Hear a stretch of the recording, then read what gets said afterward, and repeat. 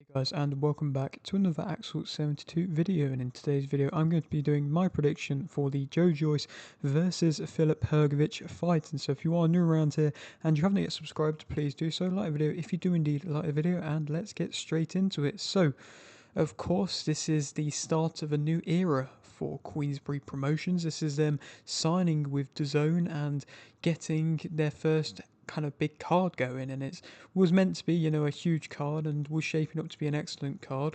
Obviously, as a lot's changed, and it's perhaps not as big of a card in which we kind of would have wanted for a first card, but it's still, a good card and a good show, and I'm sure it will bring some entertainment with a couple good heavyweight clashes, and so it's not bad, but obviously with Queensberry joining the zone, they wanted to go off with a bang or start off with a bang. In general, it's surprising to see that they've even wanted to join with the zone. It showcased just how good the zone are and how good they've been in marketing and pushing themselves and getting themselves to a position where they can even be, they can now be said as probably the hub of most boxing, if not all professional boxing now. Because, I mean, you even look at somebody like a Top Rank, their contract with ESPN's kind of running out and that's not getting renewed. So they might go to DAZN as well. And so, like I say, it's excellent to see that DAZN has been able to acquire such a big name as Queensberry. I do feel like that will up the level of events and up the quality of the events even more so. And it's also really good for boxing fans as well, because, of course, the less broadcasters involved, the more fans can just watch it in one space and know where all the boxing is, and that's excellent. And like I said, this card was meant to be a really good card. It was going to have Reakpor versus Okoli. It was going to have Joyce versus Dillian White, and I felt like they would have been excellent fights. I mean, everybody kind of saw and knew that there was that back and forth beef, I suppose, to an extent, with Reakpor and Okoli. They had that scrap on the red carpet, I believe, a while ago, and there was something there, and there was something built there, and it was entertaining, it was exciting, but without much kind of notice, Okoli pulled out and still hasn't really said why he pulled out, and so that's a bit random as to see why that's happened.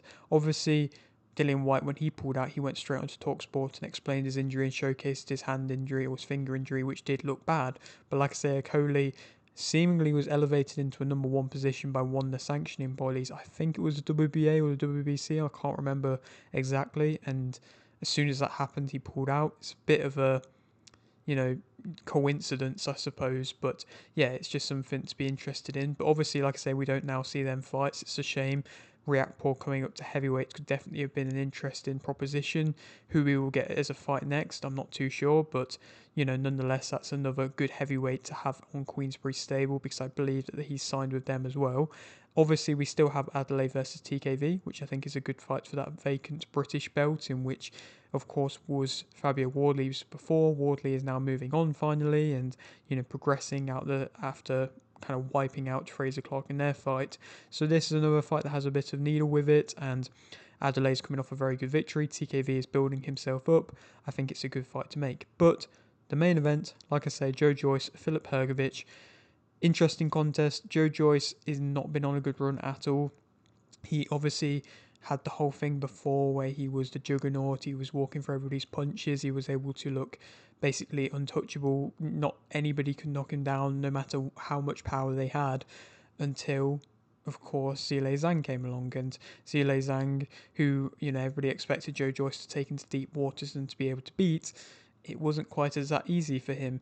Zhilei Zhang knocked him out on two different occasions and made Joyce look poor in both of them fights, and it was definitely damaging. And you can see the way that he operates himself. A lot of people are questioning his actions. I don't know if that's just for the cameras or something like that, some sort of act he's having, but just the way that he talks, the way that he acts, and the way that he goes about himself, it doesn't look like he's mentally in the best of positions. But you've kind of seen that also in his performances, the way that they've declined as well. He had, a comeback fight versus Cash Ali.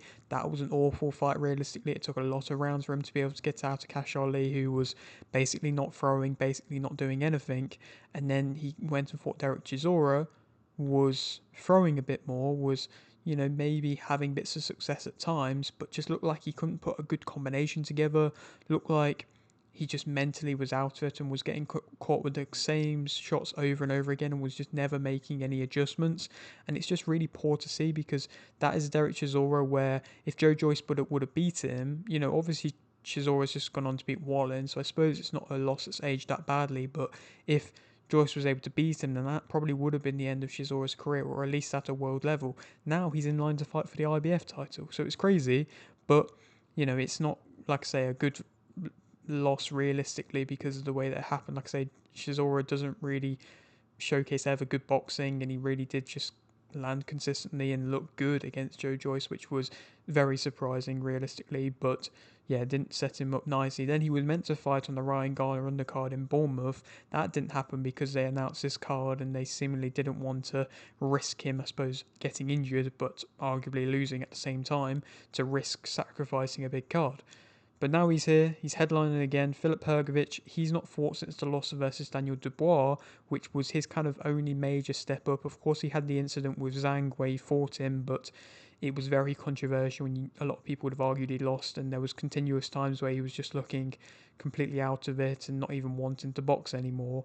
But then he fought, Mark Mori, he fought Dempsey McKean, got some knockouts there, not any kind of crazy level of opponents. We've just seen what's happened to Dempsey McKean versus Moza Atoma, and of course Mark Mori was definitely not a great fight either.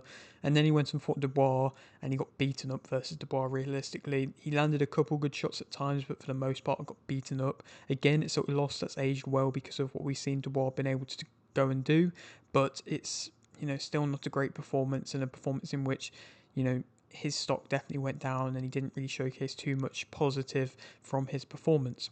Who I think is going to win though? I think that Hrgovic is going to be able to win via TKO in round 7. This is maybe arguably a bit of an easier fight for Joe Joyce than that of a Dillian Whyte in my opinion. Dillian Whyte hasn't fought anybody of great note in recent times, but still has been winning, gaining a little bit of momentum, and maybe been looking a bit better, and can fight in close a bit better than that of Hrgovic. But I still think that Hrgovic is going to win. I just can't really root and back a Joe Joyce victory at the moment. If he goes in against pretty much any kind of contender in the heavyweight division, because he just looks really out of it. Like I said, defensively, he knows his vulnerabilities. He's kind of noted upon them, but he just never makes any kind of difference or change in his game plan. I don't think Filip Hrgovic, like I say, will fight well on the inside, but he will just be able to land, I think, even better at mid-range, and Joyce might throw, but I don't think he's going to throw to hurt, and Filip Hrgovic will at least do that. And yeah, I think he's going to be able to stun Joe Joyce, knock him out, or TKO him in the round 7, and just be able to have success, like I say, whenever there is that bit of space between the two of them. And like I said, I don't think Joyce's power anywhere near the level of Dubois at the moment, and like I say, committing to his combinations as well. Then who he could go on to fight next for somebody like Filip Hrgovic, it would be an excellent victory, and definitely the biggest victory in his career. It would be a rejuvenating victory realistically, because obviously Zhang beat Joyce, but the whole underlying thing with Zhang kind of meant that win wasn't really as big of a win of what it could have been. So maybe a Dillian Whyte fight. Of course, he was meant to be fighting Joe Joyce, or Zhang again, the rematch. Zhang hasn't been on the best of runs, on the best of paths as of recent, but he could still always be in entertaining matchups, and so that could be a good scrap. Or a Jagba versus a Coley, the winner of that's going ahead soon, and so that could be a good fight as well. Bicoli has kind of shot himself in the foot by taking the Parker fight. A lot of respect, but it's meant that he's not in line for that IBF title shot, so he might be needing another fight before then if he beats the Jagba, so that could be a good fight as well. There's definitely more doors open, of course, if he does win this fight. But yeah, that is it for today's video. Hope you did enjoy. Like the video if you didn't, like the video, subscribe if you're new, and thanks for watching.